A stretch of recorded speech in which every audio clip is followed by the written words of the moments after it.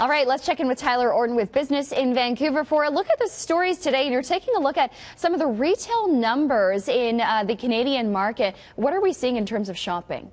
Yeah, thank you, Sonia. We actually had a big bounce back in September versus an unexpected decline that went on in retail trade in August. So a lot of people expecting maybe back to school shopping was a little later than usual. If we take a look at the numbers, we see that we actually had retail sales climb to $44.4 billion. That's up 0.6% month over month.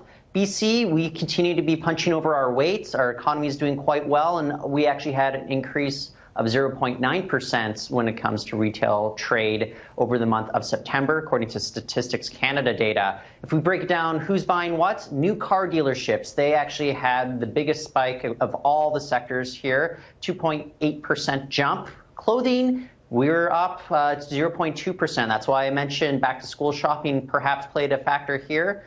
But shoes, they're down 0.7, and people, I guess, they're drinking just a little bit less in anticipation for the new school year. We saw beer, wine, and liquor sales actually fell 1.8% that month. Interesting. Okay, another big story you're following today is the rebranding of Win Mobile and a new addition to their network as well. Yeah, it's now going to be called Freedom Mobile, and I think this has a lot to do with the fact that it's actually launching an LTE network to replace its 3G network. It's going to begin here in the city of Vancouver as well as Toronto before it spreads to other markets in the new year. The reason behind this, though, is the Win Mobile brand. When I spoke to the CEO and founder of Win Mobile, the former CEO, Tony Lacavera, back in 2014, he admitted the network wasn't very good. I believe his exact words were, "It sucks." So I'm serious. And so going forward, maybe he was honest. I think he was. It is a good time for a CEO to be honest. And in this case, when we rebrand as, say, Freedom Mobile, it's kind of shedding that baggage that Win Mobile had, and a lot of people may be associated with a rather spotty carrier.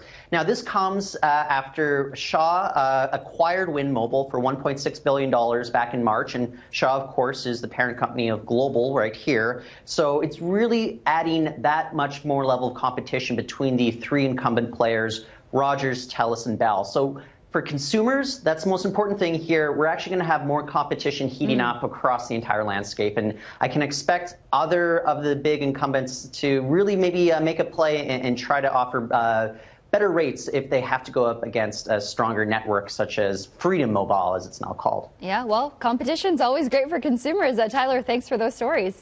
Thank you, Sonia.